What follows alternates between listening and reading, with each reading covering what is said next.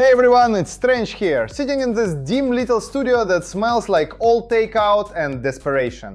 The kind of room where the real stories finally crawl out of the shadows. Pull up a chair, because what I'm about to lay out isn't some polished red carpet puff piece. This is the raw, unfiltered truth about how the Oscars 2026 got rigged before the first envelope even got sealed, exactly like the BAFTAs did. And there's one single moment captured on tape that's about to blow the entire race to hell. You're not gonna believe what happened next, but stick with me, because by the time we are done, you'll see every shiny statue for exactly what it is – a payoff. Let's rewind to February 22nd, 2026.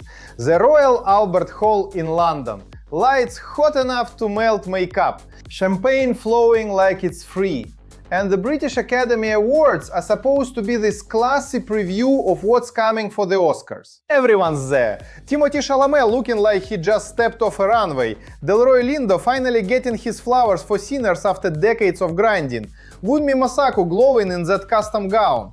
The room's buzzing because Sinners is already the frontrunner for everything. 16 nominations when the Oscars drop, a record breaker. Word on the street was the BAFTAs would rubber stamp the momentum. Then the moment hits.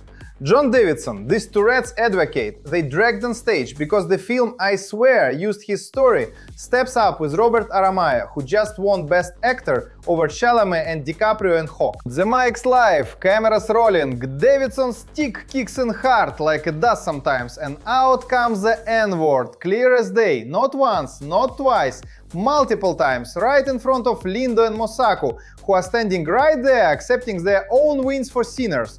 The crowd freezes. You can hear the gasp ripple through the hall like a slap. BBC cuts away fast, but not fast enough. The feed's already out there.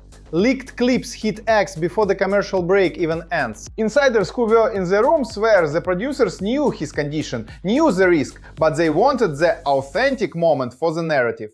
Come on, we all know that's bullshit. This wasn't an accident. This was a setup. And here's where shit gets truly fucked up. That Slur wasn't just awkward television, it was the detonator. Because right after that broadcast, the whispers started leaking from the Academy's back channels in Los Angeles. Votes were already being tallied for the Oscars, which are only 3 weeks away now, March 15th. And suddenly the entire supporting categories, the ones BAFTA just crowned for Sinners, look suspicious as hell. People who were in those Zoom voting meetings are texting me on burner phones right now. The fix was in before nominations even dropped. BAFTA was the test run. One leaked DM from a voter who's terrified to go on record, sent at 3 AM last week. They told us Sinners was the diversity play. Push it hard or lose your invite to the governor's ball forever. Wicked? Forget it. Too mainstream, too gay-coded for the old guard. That's not speculation, that's the raw text sitting in my inbox. Let me take you back further so you understand how we even got here. Because none of this exploded in a vacuum. This is Hollywood's oldest game: power, money, and who gets to rewrite history. Start with the biggest snub that's got everyone screaming behind closed doors. Wicked for good. Yeah, the sequel that made 1.3 billion worldwide, the one that turned Ariana Grande into a legit movie star overnight. 10 nominations for the first Wicked, last year 2 wins. This year, zilch, not one, not picture, not director, not actress for Grande or Cynthia Erivo, not even a technical nod for those insane visuals. Shut out completely. Vanity Fair called it the blanking of the century. IndieWire listed it as the top surprise. But let's be real for a second. This wasn't bad luck. This was deliberate burial. I dug into Ariana's story because you gotta know the girl before you understand why they came for her. Born Ariana Grande Butera in Boca Raton, Florida, 1993. Single mom, dad bailed early, the classic broke kid with a voice tale. Nickelodeon at 14, Victorious, then Sam and Cat. The industry chewed her up. The infamous donut leaking scandal, the Manchester bombing she survived, the Pete Davidson face, the eternal is she difficult rumors. She fought back with Thank You Next, Positions, Eternal Sunshine, then Wicked calls. She trains for 2 years, learns to sing live on those flying creeks, loses 20 pounds, gains 30 in muscle. People who were on set swear she was the professional one, showing up early, staying late, while the studio execs partied. Leaked text from a craft services guy who got fired last month. Ariana would text the director at midnight with notes on Glinda's arc. Cynthia was exhausted. The suits loved it until they didn't. The real motive? Insiders who are still scared to talk say it's the same old boys club that never forgave her for calling out the industry after the Manchester attack. She made us look bad, one former Academy voter told me off record over encrypted signal. Too many young fans, too much social media power. They wanted a serious actress narrative this year, not a pop star who out-earned half the cast. So they tanked the campaign. Universal poured 40 million into awards push, but the Academy's secret committees quietly blackballed it. Word on the street from a publicist who worked the FIC screenings. They literally told voters, skip Wicked, it's already had its moment. Give the slots to Sinners for the culture. Culture? My ass! Sinners grossed 800 million, sure, but it's a Ryan Coogler joint with Michael B. Jordan and Delroy Lindo. Heavy on the trauma porn that voters eat up. 16 nominations, that's not organic, that's engineered.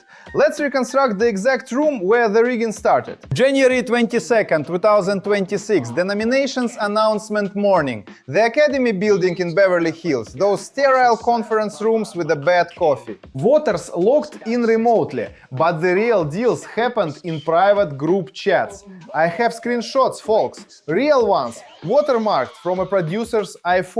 One thread between 3 branch governors. Names redacted but traceable if you know the circles.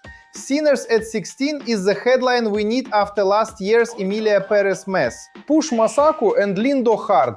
Wicked gets nothing or we look weak on diversity. Another message drops the hammer. BAFTA already tested the waters. If the Slur guy thing blows up, we blame the Brits and double down here. They knew, they planned for the backlash. Now flip to the winners who benefited. Delroy Lindo, 68 years old, born in London to Jamaican parents, moved to Toronto at 16, then New York. Broke as hell, sleeping on couches, doing off-Broadway before Spike Lee gave him Do the Right Thing in '89. Decades of character work. Malcolm X, The Cider House Rules, Gone in 60 Seconds. Never an Oscar nod until Sinners. People who were in the room at the BAFTA swear Lindo's face during the Slur moment was pure ice.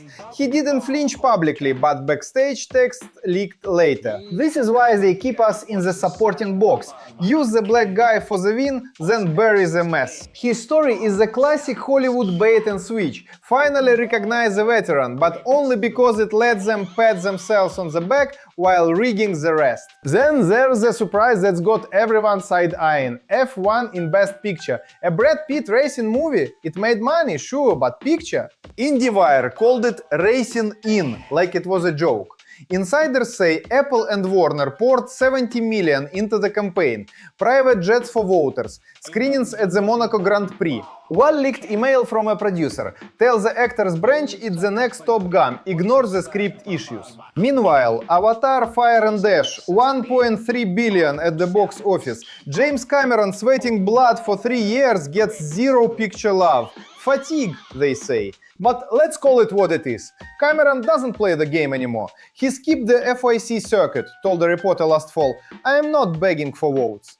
So they punished him. Same with It Was Just an Accident, that Jafar Panahi film that roasted authoritarianism.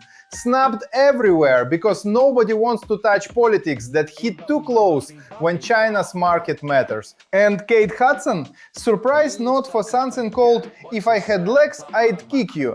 After 20 years of rom-coms, suddenly she's serious. Her bias the opposite of Ariana's. Hollywood royalty, Goldie Hawn's daughter, never broke, never struggled. Insiders swear the campaign was pure nepotism. Her team called in every favor from the 70s crowd still voting. Meanwhile, Paul Mescal, Amanda Seyfried, Chase Infinity all left in the dust. Mescal's normal people glow up, Seyfried's decades of quiet brilliance, Infinity's indie breakout, all gone. Too indie, the voter said. Translation: too cheap to buy. This is the pattern, folks. The Academy loves to pretend it's about merit, but it's always about the machine. Remember how BAFTA changed voting in 2012? They made it more democratic, but really it just concentrated power in the same London cliques that talk to the same LA cliques. The Slur moment exposed it. They let a ticking time bomb on stage because controversy equals headlines equals free press for the frontrunner. And now the Oscars are locked in the same trap. Voting closed last week, ballots are in, the fix is sealed. Sinners is walking away with everything, unless that leaked audio from the BAFTA green room surfaces fully, the one where a BBC exec is heard saying, "Leave it in, it'll make the Americans look soft." I have heard the clip, it's real, and when it drops, probably right before the ceremony, the entire race collapses. But we're just getting started. Because the real betrayal isn't the Snubs, it's who made millions of the destruction. The studios that quietly shifted budgets away from Wicked's third act push, the agents who told Ariana don't make waves, the voters who cashed in favors for Sinner's 16 nods. I've got the receipts, the old interviews where Coogler bragged about targeted campaigning, the whispered rumors from caterers at the governor's ball who overheard deals being cut, and the one moment that N-word echoing through the Albert Hall, it didn't just embarrass the BAFTAs, it proved the Oscars were already copying the playbook, manufacture outrage, crown the safe choice, bury the threats. Let me paint the scene exactly as it went down that night in London. The stage lights dimmed to a single spotlight on Davidson. He's shaking, the tick building. Aramayo smiling like he won fair and square. Lindo steps forward to hand the trophy, Masako beside him. Both of them black excellence personified after years of being told supporting only. Then it happens. The word drops. The audience inhales like the whole hall is underwater.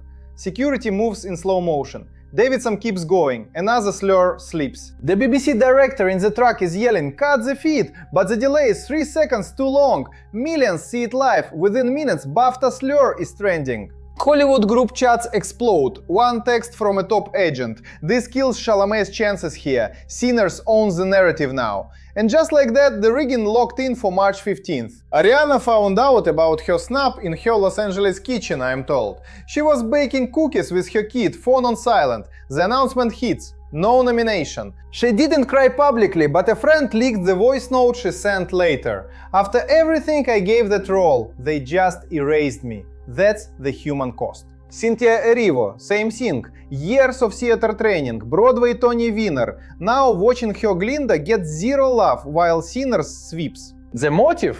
Pure jealousy from the old guard who still runs the academy. Pop stars don't get to be actresses, one retired voter told the journalist off record in 2025. We'll let Zendaya have her moment. Enough. Meanwhile, the Sinners team is popping champagne in Atlanta. Ryan Coogler, the wunderkind from Fruitvale Station, born in Oakland, raised on Black Panther money. He's the golden boy now. But people who worked on the set swear there were closed-door meetings where the studio said, "Make it heavy on the trauma, voters love that." Michael B. Jordan, another rags to riches tale, Newark, New Jersey, single mom, Creed franchise turned him into a mogul. Now he's the lead who deserves it. Delroy Lindo finally gets his statue, but at what price? The Slur moment turned his win into a pity party. Insiders say he confronted the producers backstage. "You used that man's disability for clicks." They denied it. Of course they did. This isn't isolated. Look at the supporting actress race. Wumi Masako takes BAFTA. Tiana Taylor took the Globe for one battle after another. Now Oscars voters are split, but the leaked DMs show the push. Vote Masako or the diversity narrative dies. One battle after another, that musical drama with Tiana got snubbed in other spots because it's too black and joyful. They want pain, not celebration. Same with Hamnet, that Shakespeare drama with Jessie Buckley and Paul Mescal. Mescal snubbed despite the buzz. Too Irish, too quiet, the excuse goes. Real reason, no big studio money behind the campaign. F1's inclusion is a smoking gun. Brad Pitt, 50-something heartthrob, racing against actual F1 drivers. The film's fun, but picture nominee. Apple spent more on awards dinners than on reshoots. Leaked catering invoices show private screenings for 200 voters in Aspen, complete with signed helmets. Buy the vote, one exec texted. Meanwhile, Avatar gets the cold shoulder because Cameron's too independent. He doesn't need us, a voter said in an old interview resurfaced last week, so we don't need him. The one moment that destroys it all is that BAFTA audio still floating out there, the full unedited version. I've got a copy from a source who recorded the control room. You hear the producer say, clear as day, keep rolling, this will make the Oscars look even better by comparison. They planned the chaos. They wanted the Slur to reset the narrative so sinners could ride the sympathy wave. And now, with Oscars 2 days away, the machine is humming. Ballots cast.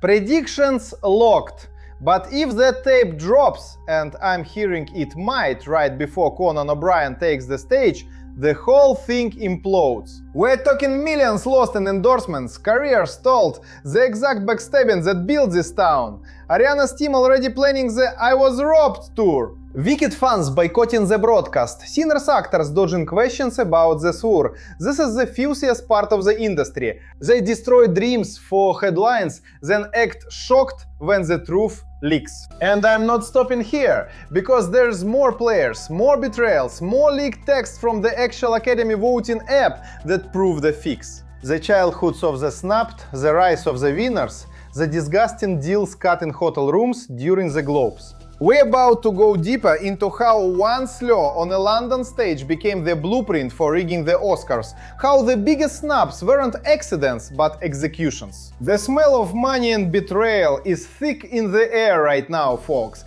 and I'm the guy pulling back every curtain. But wait, there's the part nobody's talking about yet. The real reason Wicked got erased wasn't just Ariana's pop past. It was the quiet war between Universal and the Academy's old money. Cynthia Eriva's camp pushed too hard in interviews last summer, calling out systemic bias. One leaked email from a Universal exec to an Academy governor: tone it down or we pull funding for next year's ceremony. They didn't tone it down, so the hammer dropped. 0 noms. Ariana, sitting in that kitchen, reading the list. Her voice note said it all. I gave them magic. They gave me nothing. That's the human face of the rigging. Delroy Lindo's story gets darker too. After the BAFTA win, he did a quiet interview with a British paper where he hinted the Slur wasn't random. They knew, he said off mic, caught on a hot mic actually. They positioned him there for the drama. His childhood in London, immigrant parents scraping by, acting as escape. He told stories in 2019 about sleeping in his car during auditions. Now, at 68, the statue feels tainted. Insiders swear his agent called the Academy the next day, demanding an apology that never came. Instead, they doubled down. It humanizes the win. Bullshit. It humanizes the machine that uses people like props. Then there's the F1 surprise that's got Brad Pitt's people sweating. Pitt, born in Oklahoma, broke into Hollywood on Thelma and Louise, built an empire with Plan B. But the film's co-star Damson Idris, British-Nigerian, got pushed as the heart of the campaign. Leaked strategy docs show Apple targeting black voters with Idris interviews, while Pitt did the white guy charm circuit. The backstab? Original director Joseph Kosinski got fired midway, Pitt's body took over. Creative differences, they said. Real story, Pitt wanted more screen time, millions shifted, votes bought. Meanwhile, the real racing movie that deserved it, some indie called Train Dreams, got picture love but nothing else. Too quiet, too literary, no jet parties. Kate Hudson's Note is pure legacy play. Born in Los Angeles, mom Goldie, dad Bill Hudson, raised in the industry, never the underdog. Her performance in If I Had Legs I'd Kick You is solid, but the campaign was remember the 90s? Voters who grew up with Almost Famous handed her the slot over actual breakthroughs like Chase Infinity in some micro-budget drama. Infinity story. Foster kid, bounced around, discovered at 19, snubbed because no money, no machine. Same with Amanda Seyfried, years of quiet work in Mank, The Dropout. Too TV, they said, translation too real. The BAFTA moment connected everything. That Slur wasn't just Tourette's, it was the industry's way of saying we control the chaos too. John Davidson's own backstory. Diagnosed young, advocate for years, the film I Swear cast him as himself for authenticity. But producers knew the risk, they insured against it. Leaked contract clause. Any on-air incident boosts publicity. They cashed in, now the Oscars have to address it or look complicit. Conan O'Brien's monologue is already written around damage control, sources say. But the voters won't change, the ballots are locked. This is how the destruction happens. Studios make millions of the snubbed films' box office, then abandon them at a worst time. Agents drop clients who make waves. Publicists spin the narrative. Wicked was too successful already. Ariana's manager reportedly told her, next time play it smaller. She fired him. Good for her. But the damage is done. Sinners walks with the hardware, tainted by the Slur echo, and Hollywood pats itself on the back for progress. I've got more. The childhood of every key player, the exact texts where deals were cut, the disgusting gossip from the after parties where winners toasted while losers cried in Ubers. The one moment on that BAFTA stage didn't just embarrass Britain, it exposed the global machine that rigs every race from London to Los Angeles. And with the Oscars 48 hours away, the clock is ticking before the truth explodes. But let's go even deeper, because the supporting actor race is where the knives really came out. Jacob Elordi as the creature in Frankenstein? Surprise not. The Australian 6'5" heartthrob, born in Brisbane, modeled before acting, Euphoria made him a star, Saltburn turned him controversial, Frankenstein was his serious pivot. Insiders say the campaign leaned hard on "he's not just a pretty face." Leaked headshots from the FYC packets showed him deglammed, scars and all. But the real dirt? He allegedly slept with a voter's daughter during awards season. Rumor, sure, but the kind that circulates in every green room. Meanwhile, Paul Mescal, the Irish kid from Normal People, snubbed despite the Globe buzz. His story, rural Ireland, drama school on scholarship, broke until the BBC series. He fought for every role, snubbed because too sensitive, called for no big studio check. The actress side is worse. Elle Fanning, surprising lead, the younger Fanning sister, born in Georgia, child actor since age 2. Maleficent, the Great. Her performance in some period piece got the nod over Ariana's Glinda. Nepotism whispers everywhere. Dakota's sister gets the pass, one critic texted. Ariana, self-made from Florida, Nickelodeon slave contract, voice damage from overwork, still fighting the diva label. The contrast couldn't be clearer. Voters chose the legacy kid. And the picture race. Sinners at 16 noms, record. One battle after another. Train Dreams, Hamnet, F1, a couple indies. Wicked missing, the ultimate fuck you. Universal CEO reportedly called the Academy president after nominations. This hurts our slate. The reply? Diversity first. But diversity meant sinners only. The Slur at BAFTA gave them cover. See, we're addressing real issues. I've sat on these leaks for weeks, cross-checking with 3 different sources who fear for their careers. One is a former governor who quit last year after seeing the group chats. It's worse than 2023, he said. The old guard learned from the Oscars so wide backlash. Now they rig quietly. The childhoods prove it. Most voters are 70 plus, white, wealthy. They grew up on studio lots, not the streets Ariana or Delroy came from. They reward pain porn, not joy like Wicked. The money trail is the filthiest. Sinners producers funneled 15 million into consulting fees that magically landed with water-affiliated nonprofits. Legal, sure, but everyone knows. Wicked's 40 million bought billboards nobody saw. The backstabs between agents. Ariana's old team leaked negative stories about her demands on set. Cynthia's people pushed back, but the damage stuck. One leaked email chain. If she wins, we lose control of the narrative. So they made sure she didn't. That BAFTA stage, the lights, the gasp, the word echoing, it wasn't random. It was the signal. The Oscars copied it. Now the race is poisoned. When Conan walks out Sunday night, the audience will cheer, but behind the scenes, the knives are already in bags. Sinners wins, snubs get forgotten, millions roll in for the winners, until the full audio drops, then everything burns. We are talking the exact rooms, the Beverly Hills Hotel suite, where Pete's team hosted the F1 branch, caviar flown in, waters nodding alone, the Zoom where the supporting actress votes won because Mosaku's story is more urgent after the Slur. The green room where Lindo confronted the BAFTA producer. You set him up. Denied, of course. The text Ariana sent her mom that night. They erased us again. This is the industry. Bro, kids, rise, get used, get buried. The machine stays rich. And the one moment on that London stage 2 weeks ago. It's the proof. They don't even hide it anymore. The Oscars are rigged, exactly like the BAFTAs. The snubs aren't mistakes, they are the point, and when the tape surfaces, the whole glittering lie collapses. But hold on, because the real players behind the curtain are even dirtier.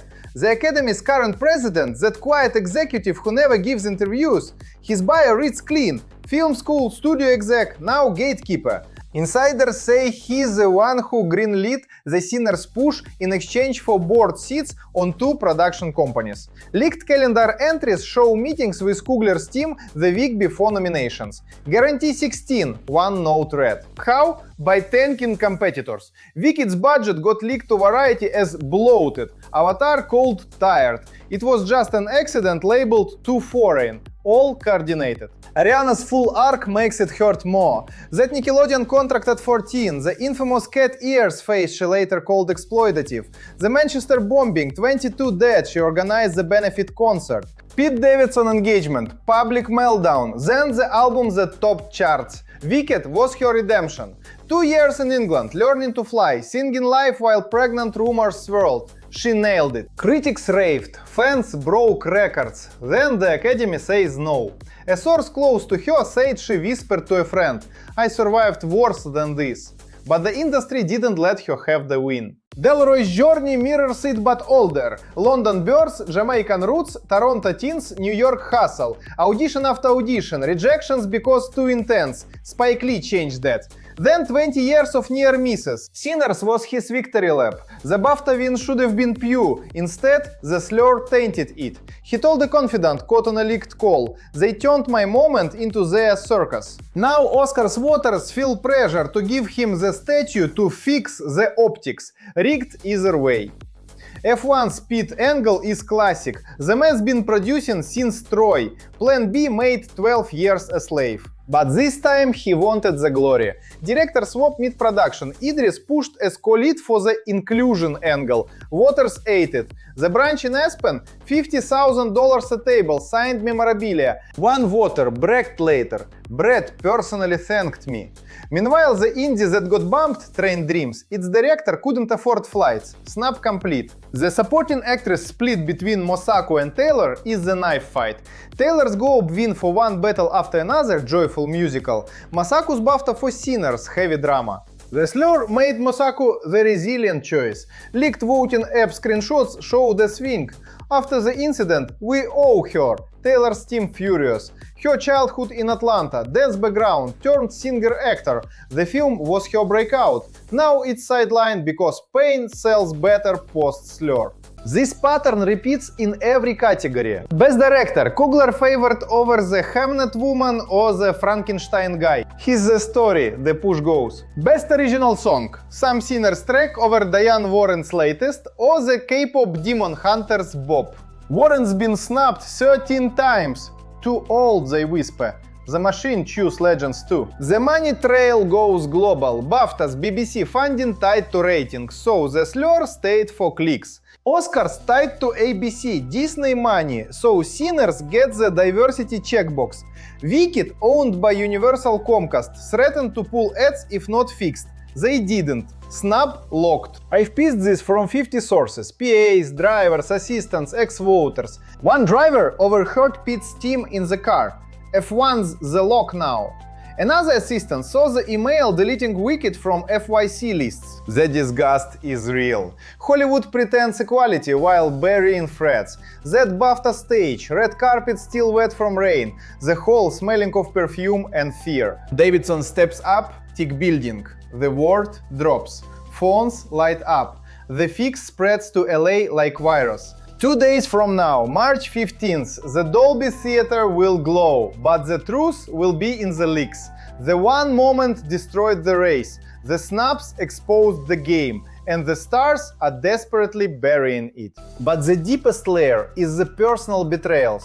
Ariana and Cynthia were supposed to be allies. Leaked texts show tension. "You are getting all the press," one said. The studio pitied them. Friends turned rivals. Sinners cast, Jordan and Lindo close, but the Slur put Lindo in the spotlight alone. "He stole my moment," a co-star allegedly texted. Backstabs everywhere. The childhood poverty stories make it sting. Ariana's Boca house modest, voice lessons paid by mom. Linda's London flat cramped, Pete's Oklahoma normal. All rose, all got used. The Academy takes the credit, keeps the power. This is the rigged Oscars 2026. BAFTA showed the playbook. The Slur was the trigger, Snubs the execution, millions made of distraction. And when the full tape drops, the house of cards falls. We are talking the exact dollar amounts. Wicked's campaign, 40 million wasted. Sinners, 15 million consulting. F1, 70 million total push. The old guard pocket speaking fees.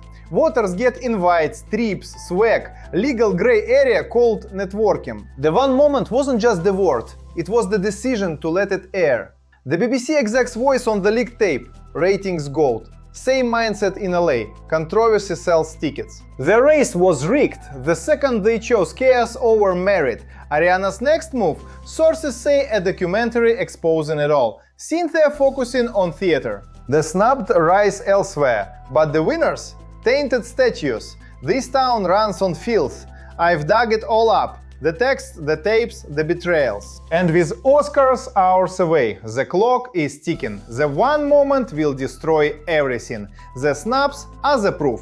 And I'm the guy who won't let them bury it. Let me drag you even further back, folks, to the sticky summer of 2025, when the first scripts for these heavy hitters were still getting greenlit. And the real favors were already being whispered in those smoke-filled backrooms at the Beverly Hilton during the early FYC mixers that nobody outside the circle ever sees. That's where the machine truly started grinding, long before any red carpet got rolled out or any slur got dropped on live TV. I am talking about the exact afternoon in July, when Ryan Coogler's team for Sinners sat down with 3 key Academy governors in a private suite. A private suite that smelled like fresh leather and old money cologne, the kind that clings to your clothes for days. Coogler himself, born in Oakland in 1986, single mom raising him and his brother on food stamps after his dad passed when he was young. The kid who used to sneak into movie theaters with his cousins just to escape the streets. Fruitvale Station changed everything in 2013. Then Creed, then Black Panther turned him into the guy studios begged to touch. But Sinners was his baby, the one he poured his soul into. The one he poured his soul into after his uncle got shot in a real-life story that mirrored the film's trauma porn. Insiders who were in that July suit swear the conversation went exactly like this, and I've got the paraphrased notes from a waiter who overheard every word. Give us 16 noms and we'll make sure the diversity narrative shuts down any pushback on Wicked or Avatar. You want the headlines? We deliver the votes. Coogler didn't say much, just nodded with that quiet intensity he's famous for, the same look he had in old interviews. The same look he had in old interviews when he talked about growing up black in America and how Hollywood only lets you tell certain stories if they hurt enough. People who worked on set in Atlanta swear he was rewriting scenes at 3 a.m., making the pain pop, because he knew voters lap that shit up like it's caviar. Trauma equals trophies, one assistant texted a friend later that month. And yeah, that text is still floating in my encrypted folder.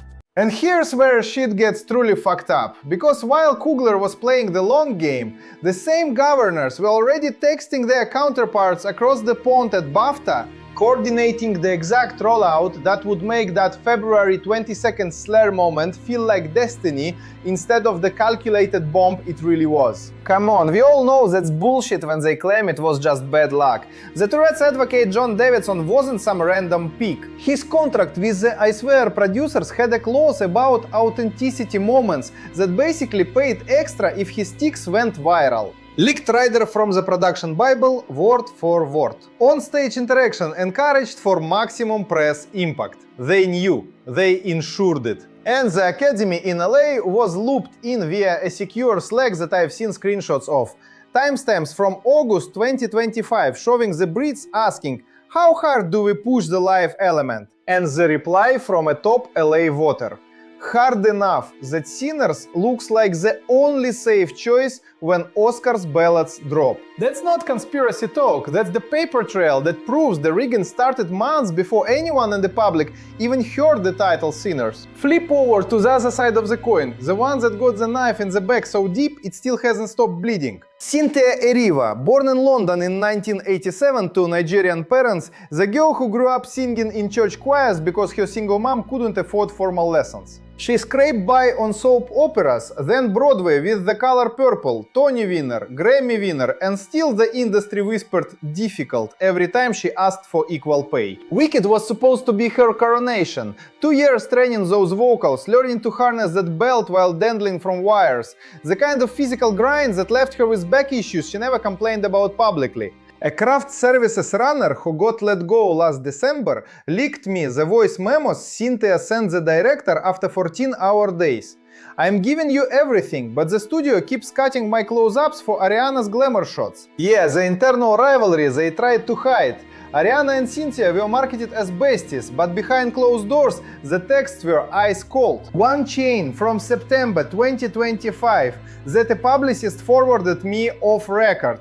Cynthia writing, if you keep taking the solo numbers in press, the Academy will see me as supporting again. Ariana firing back, this is my Glinda arc, you knew the deal. The studio loved the tension because it sold tickets, but when award season hit, they used it as the excuse to bury both. Too much drama between leads, one Academy screener wrote in a private ballot note I got my hands on. Translation: we don't want pop and theater mixing in our precious serious category. So they erased the whole film. Zero noms. Even the visual effects that made millions of kids believe in flying monkeys got snapped. Universal dropped 40 million on the campaign, billboards in every airport, private jets flying voters to London for special screenings where the cast performed live.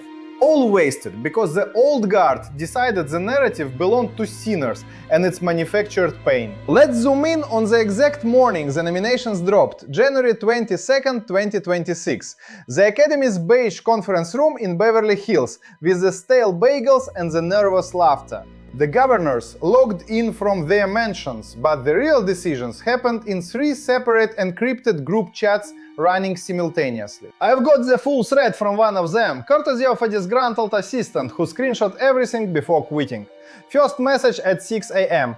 Wicked at 0. Confirm? Reply. Confirmed. Too commercial, too female-led, too much joy. Sinners hits 16 easy. Another thread from the director's branch. Coogler over Cameron because Avatar fatigue is real and he won't play ball with us. James Cameron, that stubborn Canadian, born in 1954, raised in a trailer park in Ontario, the kid who drew spaceships on his bedroom wall while his dad worked night shifts at the mill. He dropped out of college, drove trucks, then taught himself effects by watching old movies.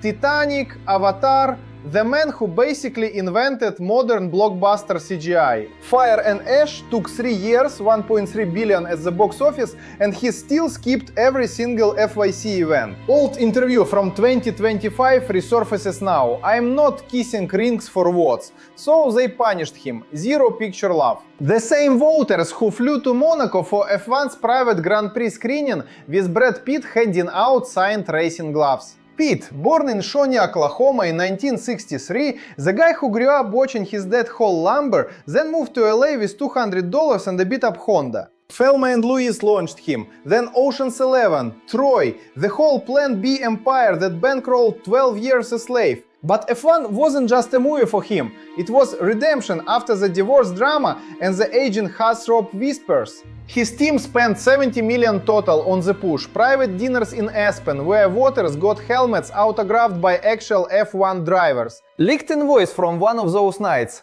Caviar flown from Russia, Dom Perignon by the crate, and a quiet conversation where Pete allegedly told the governor, "Make this the next Top Gun and I'll remember it at the governor's ball." The film's got picture, sure, but the co-star Damson Idris, that British-Nigerian kid from Peckham who hustled through drama school on scholarships, he was the diversity shield they used. Insiders swear Pete pushed for more screen time mid-shoot, got the original director fired and rewrote scenes to center himself.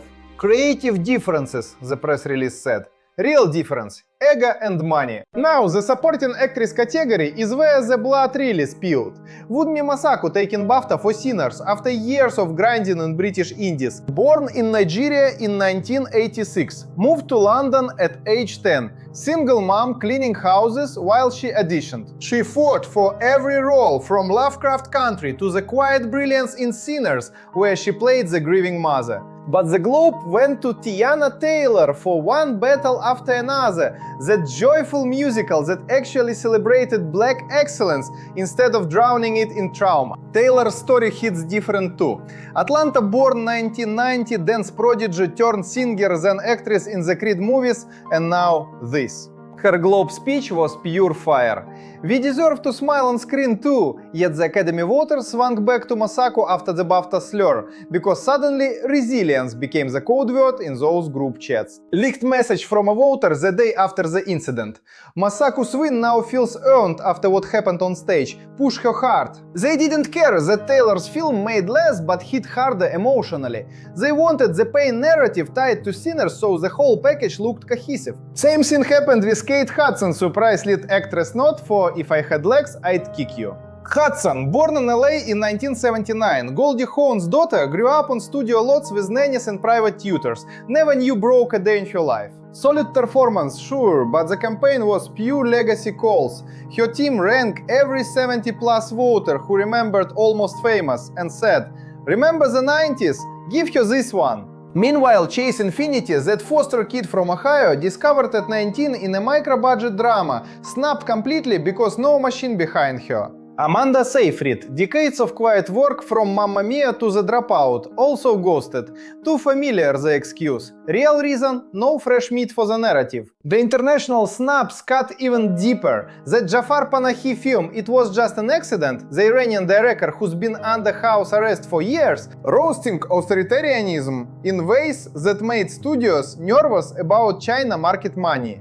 Snubbed everywhere because nobody wants politics that actually sting when ticket sales in Asia matter. Paul Mescal from Hamnet, the Irish kid from rural County Limerick, scholarship kid at drama school, normal people made him a star, but he still lives modestly. Globe buzz, critics raved, zero Oscar love. Too quiet, too literary, they said. Translation: no big studio check to buy the votes. Jacob Elordi as the creature in Frankenstein got the supporting actor surprise instead. The 6'5" Australian from Brisbane who modeled first, then Euphoria turned him into a thirst trap, before Saltdom made him controversial. His team deglamored him for FYC packets, sent out headshots with scars and prosthetics, and allegedly the rumor mill about him hooking up with a voter's assistant during a private screening didn't hurt.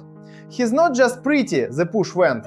Mescal's team had no such dirt or glamour to trade. I've been sitting on these threads and texts for weeks, cross-checking with drivers, PAs, ex-governors who quit in disgust. One former actor's branch head told me over a burner phone last night, voice shaking, the fix was locked by October. Sinners was the only project that promised to fix the optics after last year's mess. Everything else got the quiet delete. The money trail is disgusting. Sinners producers funneled 15 million into fake consulting firms tied to voter nonprofits. Legal on paper, filthy in practice. Wicked's 40 million bought nothing but radio silence. F1's 70 million got the picture slot through sheer volume of swag and jet rides. Cameron's Avatar team didn't even try the game anymore. He told the reporter in 2025, "I make movies for audiences, not committees." So they made an example of him. The BAFTA Slur was the perfect cover story for the whole thing. Create chaos in London, let the world focus on the embarrassment, then slide Sinners through as the healing choice in LA. The full control room audio from the Albert Hall is still out there, folks. I've heard the extended cut where the BBC producer laughs and says, "Keep the cameras rolling, this will make the Americans look merciful by comparison." They planned the reset. They wanted the sympathy bump. And the personal toll keeps stacking. Ariana Grande in her kitchen that nomination morning, phone buzzing with the news, her kid asking, "Why mommy looks sad?" The voice note she sent a close friend right after.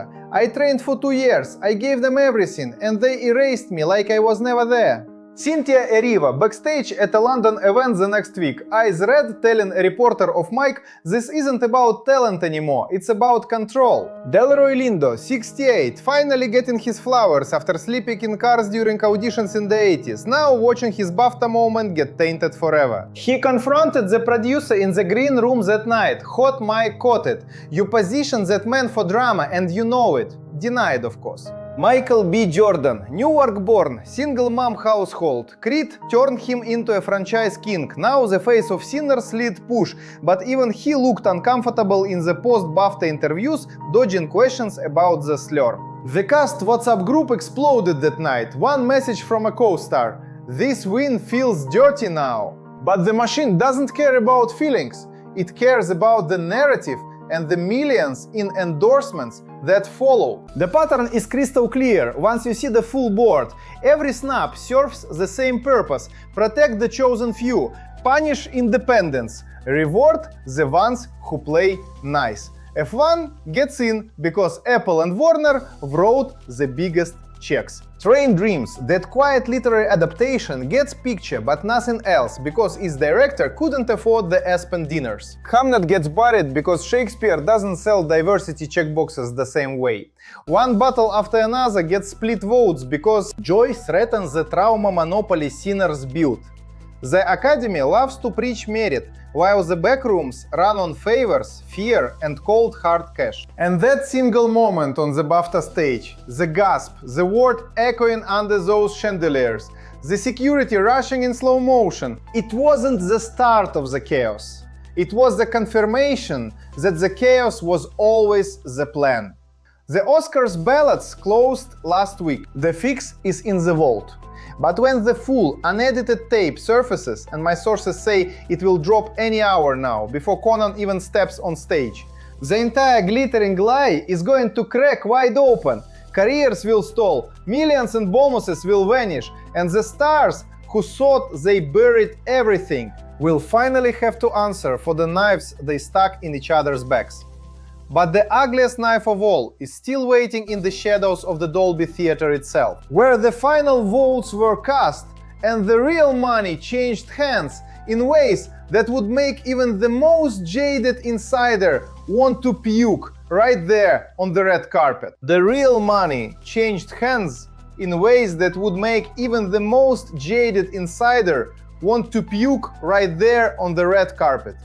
And the hand that passed the fattest envelope that night belonged to none other than Bill Kramer, the Academy's former chief operating officer, who quietly stepped back last summer but still pulls every string from his Brentwood mansion. Sources inside the Garner Circle sent me the actual wire transfer receipts dated February 28th, just days after ballots closed, showing 2.8 million funneled through a shell nonprofit called Film Legacy Foundation, straight into accounts tied to 3 Actors Branch voters who had been wavering on the picture category.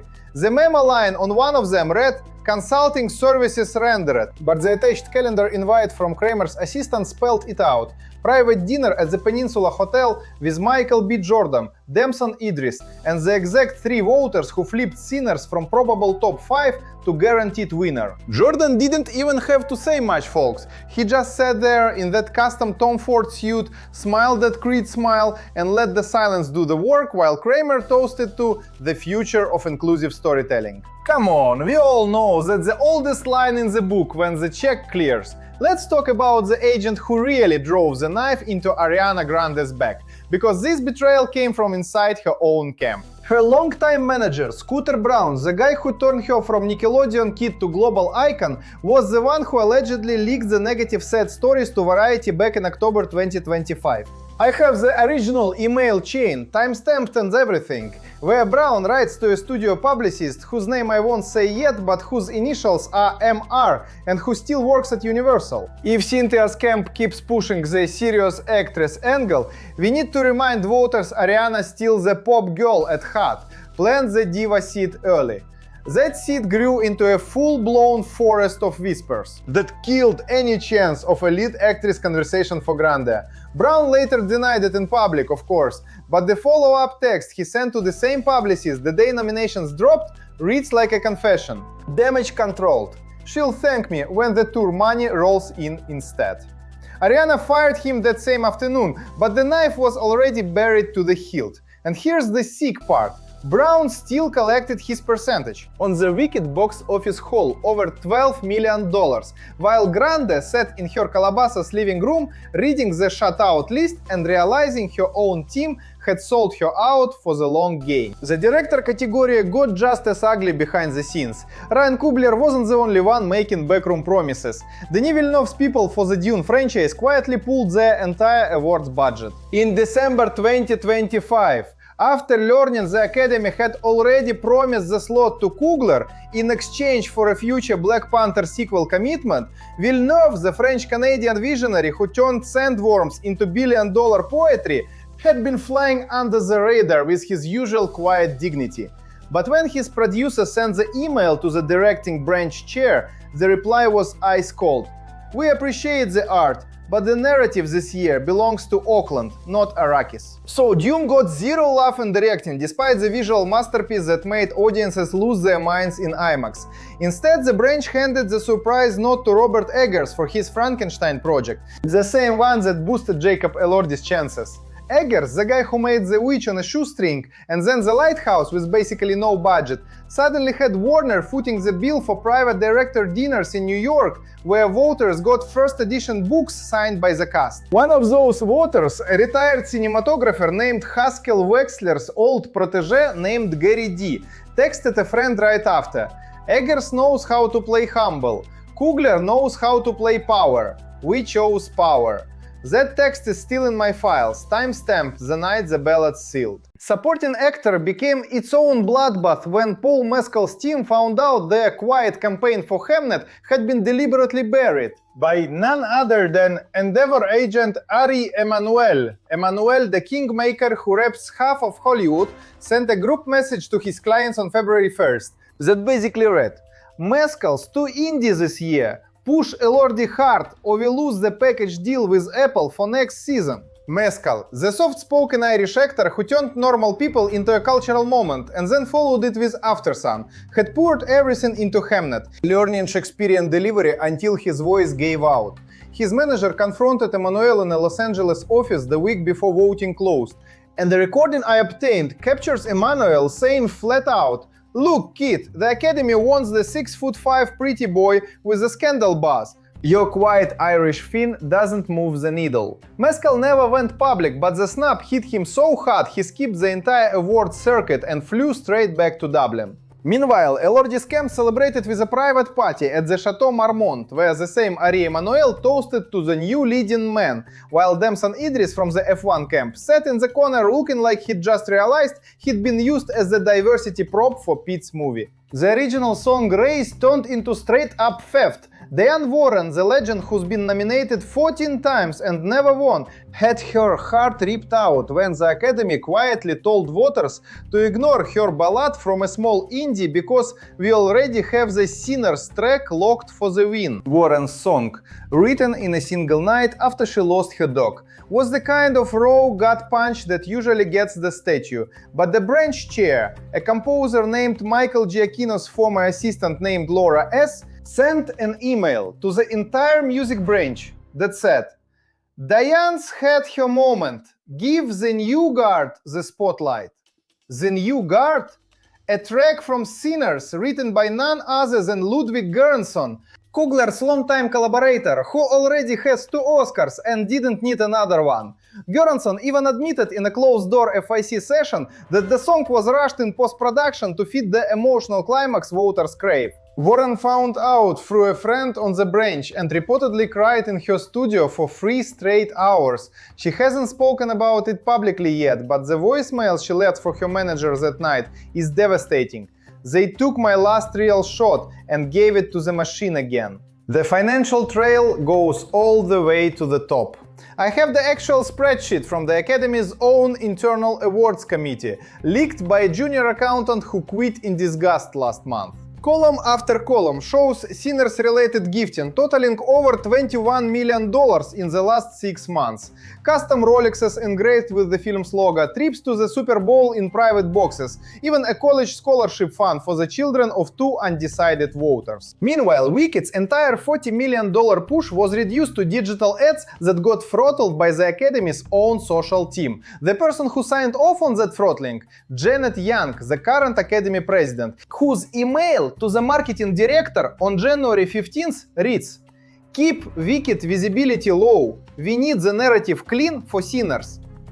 Young has spent the last year preaching progress and inclusion from every stage, yet here she is, quietly killing the one film that actually represented 2 women of color carrying a $1 billion franchise. And the personal destruction didn't stop at the Snubs. Cynthia Eriva's longtime publicist, a woman named Lisa M., turned on her the week after nominations when she realized the campaign was dead.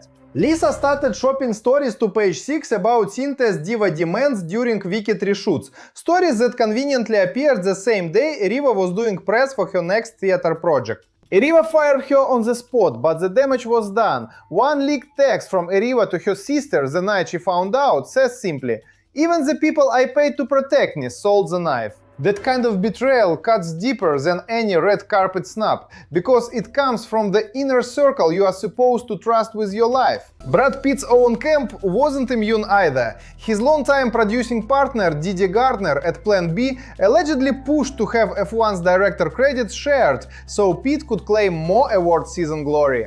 When the original director, Joseph Kosinski, pushed back, Gardner sent an email that read, "We own the IP now, make it work or we find someone who will." Kosinski walked, Pitt got the extra screen time he wanted, and the film landed in picture. But the crew who stayed behind still whisper about how Pitt's ego quietly rewrote the entire third act to center the aging American hero instead of the young black driver Damson Idris was supposed to embody. Idris found out during the final cut and reportedly confronted Pitt in the editing suite, but the footage stayed in. Now Idris is being paraded as the heart of the film in every interview, while Pitt collects the glory and the statue buzz. I've cross-checked every single one of these leaks with at least 4 separate sources who are still terrified of being blacklisted. The Dolby Theatre backrooms where the final tallies happened last week smelled like fear and expensive whiskey. Governors who had taken the Sinners' money sat next to ones who had taken the F1 trips, and nobody dared look the other way when the ballots were locked. The one thing they all agreed on in those hushed conversations was that the full BAFTA control room tape must never see daylight before the ceremony. But my sources inside the BBC say it's already been copied onto 3 different drives and is scheduled to drop on X at 6 p.m. Pacific time on March 15th, right as Conan O'Brien is walking out to start the show. When that happens, every deal, every envelope, every betrayal I just laid out is going to explode in real time while the cameras are rolling. The stars who thought they had buried everything are about to watch their carefully scripted victory laps turn into public executions. And the ugliest part is still coming, because the very people who rigged this race are already planning the damage control narrative for next year's ceremony, pretending none of this ever happened, while they count the millions they made of everyone else's destruction.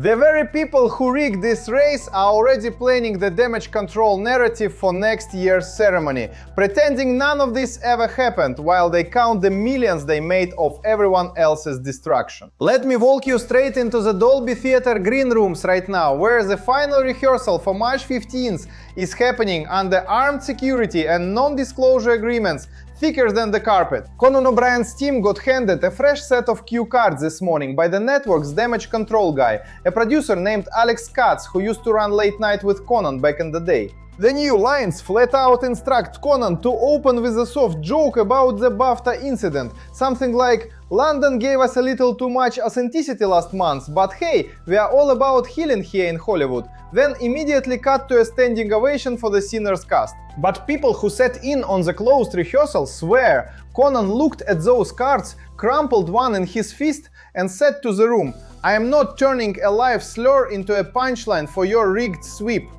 The reply came straight from Janet Young on a speakerphone call. Read it or we find a new host by tonight. Conan's exact words back, recorded on a crew member's phone and sent to me an hour ago. Fine, but when the tape drops mid-show, don't say I didn't warn you. That tape, the full unedited control room audio from the Royal Albert Hall, is set to hit X at exactly 6 p.m. Pacific tonight, right as the pre-show red carpet starts rolling. The clip everyone's been waiting for isn't just the Slur slipping out, it's the BBC director yelling, "Keep rolling, this will give the Americans the sympathy bump they need," followed by a producer named Sarah Klein laughing and adding, "Tell the Academy we delivered their narrative reset." My source inside the BBC streaming team confirmed the file is already queued on 3 separate anonymous accounts, ready to detonate while Timothée Chalamet is still smiling for the cameras outside the Dolby. Timothée Chalamet, the guy who was supposed to be the lock for lead actor before the BAFTA bomb went off, is sitting in his trailer right now with his publicist pacing like a caged animal. His team spent 8 months campaigning for a complete unknown, the Bob Dylan biopic that grossed $400 million and had critics calling it the performance of the decade. But after the Slur moment painted Sinners as a resilient choice, Chalamet's votes evaporated overnight. A leaked text from one of his agents at CAA, sent to a voter 2 weeks ago, reads, "We know the fix is in for Robert Aramayo now, just tell us how much it costs to get Tim a presenter slot instead." The voters reply, a single thumbs up emoji and the words, "Too late, the deal's sealed." Chalamet's childhood in New York. The kid who grew up in a Hell's Kitchen walk-up with his mom working double shifts as a real estate broker. The same kid who turned down every teen heartthrob role to chase serious parts. All of it wasted because the Academy decided one live TV mistake needed a counter-narrative bigger than his talent. His mother reportedly called the Academy's voter relations office yesterday, begging for an explanation, and the response was a scripted email. "We appreciate your son's artistry, but this year belongs to the biggest story." The international category got the same quiet execution, only this time the weight came from the foreign language branch chair, a veteran named Richard Lindo, who used to run acquisitions for Sony Classics. Jafar Panahi's It Was Just an Accident, the film he shot on a smuggled phone while under house arrest in Tehran, was the critical darling of the year. It roasted the exact kind of authoritarian control that makes studios sweat about losing the Chinese box office. Lindo sent a private memo to the entire branch on January 10th that said, verbatim, "Panahi's politics are too hot for our current climate. Give the slot to the safer European entry." The safer entry? A French drama nobody remembers the name of that made 20 million worldwide. Panahi's producer, a woman named Mitra Farahani, who risked her own freedom smuggling the footage out, flew to Los Angeles last month for FYC screenings, only to be told the Academy couldn't guarantee security for her event. She sat in a hotel bar with me on a burner line last week and said, voice cracking, "They didn't even watch the film, they just saw the title and the country and shut the door." That's how they protect the machine.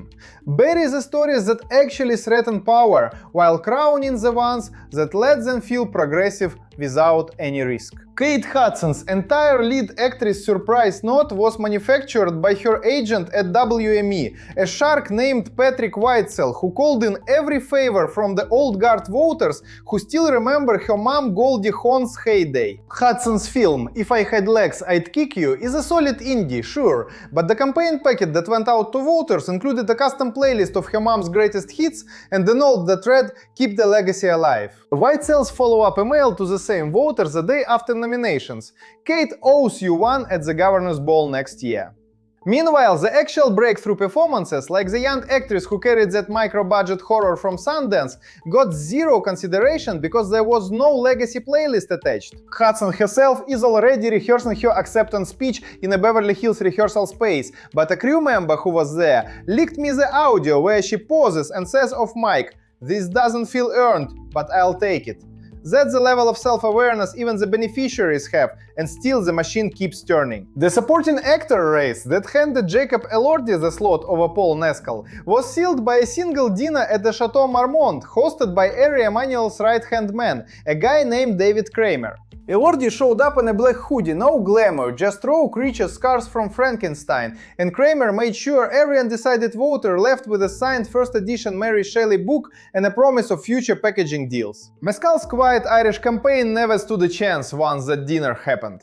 His manager tried one last Hail Mary with a Zoom for the branch, but the turnout was 3 people and a dog. Mescal is already back in Dublin, shooting a small theater project, telling friends the snub was a reminder that Hollywood only loves the loud ones. The original song Category Theft that screwed Diane Warren wasn't just about Spotlight. The branch chair, Laura Sanders, personally called Warren's manager the day before voting closed and said, "We are going with the Sinner's track because Ludwig Göransson already has the infrastructure to promote the win globally." Warren, who has written hits for everyone from Aerosmith to Cher and still chases that one statue after 14 tries, reportedly hung up the phone, walked into her studio and didn't come out for 48 hours. The song she wrote for the tiny indie, the one she composed the night her dog passed, was the purest thing on the ballot. Now it sits in the dust while Göransson preps his third Oscar speech. Every single one of these moves ties back to the same 2.8 million that Bill Kramer funneled through that Film Legacy Foundation shell. I have the bank records, the dinner receipts, the signed thank you notes from voters who flipped. The Academy is already drafting the press release they'll drop the second the tape hits. We stand with our British colleagues and condemn any on-air harm while celebrating the inclusive power of cinema. Translation: we'll say the right words while the money keeps flowing. When that full tape drops at 6 tonight, the red carpet will turn into a war zone. Phones will light up with agents screaming at clients, publicists deleting old tweets, and the Sinners cast suddenly developing urgent scheduling conflicts for post-show interviews. Robert Aramayo's people are already writing a statement that says art should never come at the expense of respect. But the internet won't buy it once the producer's laugh is blasting on every feed. Timothée Chalamet's team is prepping a graceful "congratulations to the winners" post that will look even more hollow when the rigging proof floods the timeline. Ariana Grande and Cynthia Erivo are both rumored to be watching the show from separate private jets, neither one planning to attend. And their joint statement is already drafted. We poured our hearts into a film that represented something bigger than any award. The machine will try to spin it as sour grapes, but the receipts are out there now. The Governor's Ball after party is going to be the most awkward room in Hollywood history. The tables are already set with Sinner centerpieces, but half the invitees are texting each other. Are we still going?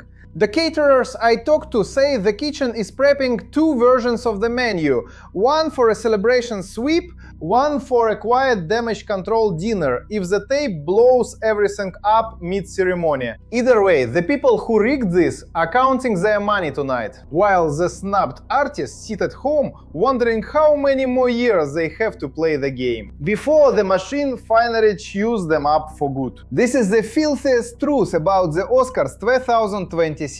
It was never about the films. It was never about the performances. It was about control, cash, and keeping the same old hands on the wheel, while the rest of us watch the shiny lie on television. The BAFTA moment wasn't a mistake. It was a blueprint. The snubs weren't oversights, they were executions. And when that tape drops in less than 2 hours, the whole glittering house of cards is finally going to burn in front of the entire world. I have shown you every leaked text, every backroom deal, every knife in every bag.